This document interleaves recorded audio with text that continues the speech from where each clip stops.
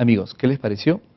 Importante entender en todo el proceso del programa, como hemos visto, cómo partimos de lo que son las teorías que de alguna manera han podido dar la base fundamental de lo que es la administración, hasta entender por medio de la charla lo que es hoy en día la administración moderna.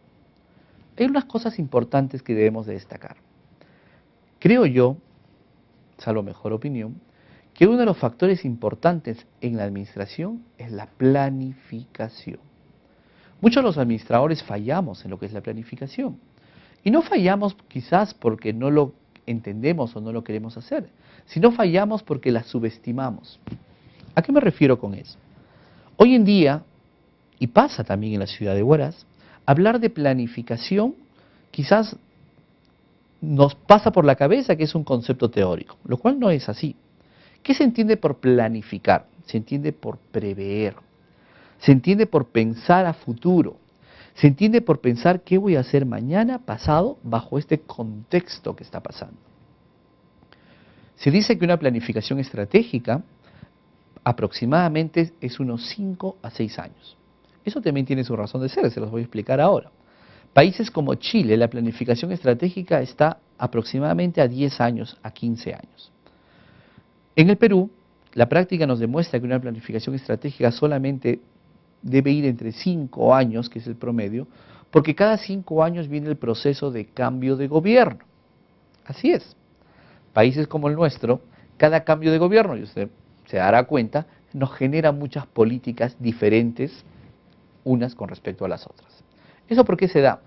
Porque quizás como país no tenemos una planificación estratégica. Es decir, cada gobernante de turno, y lo que es macro es micro, se puede dar también en lo que es región y lo que es gobiernos locales, entra con políticas diferentes o políticas nuevas.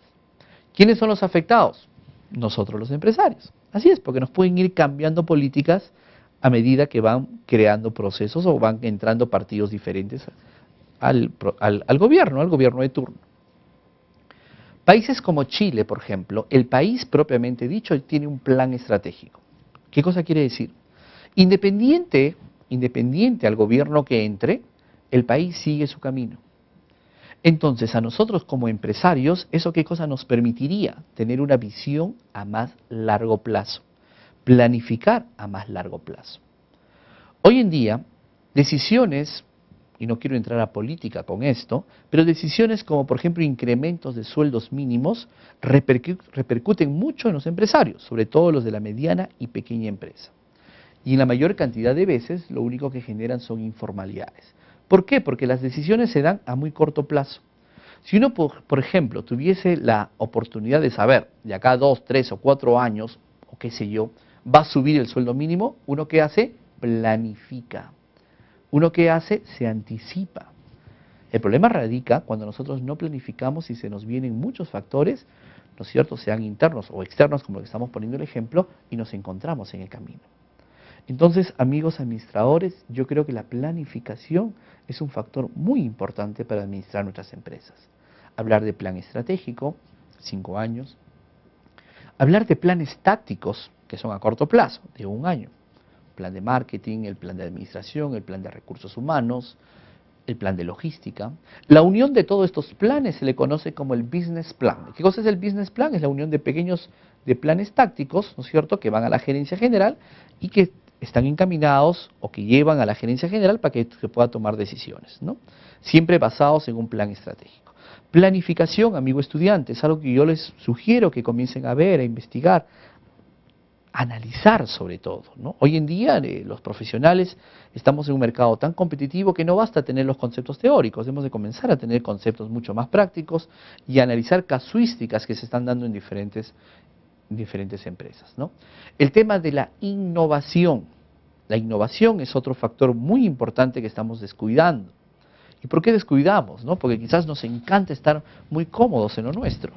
El día que entra un gerente o el día que viene el dueño y te dice, oye, ya no hagas las cosas así, busca una manera más creativa de hacerlas, ¿qué hacemos? Nos vamos contra él. No, no sabe lo que dice. Innovemos. Las empresas que no innovan no crecen. Las empresas que se quedan con sus conceptos administrativos pasados no desarrollan nunca. ¿Okay? Vamos a tocar el tema de innovación en otro programa, porque yo creo que es uno de los factores importantes, como el tema de la planificación y otros criterios que por ahí ustedes puedan tener, ¿sí? Vamos a despedir nuestro programa. Muchísimas gracias por su atención, pero queremos agradecer a nuestro principal auspiciador, Publiguía, la primera guía empresarial de Huaraz.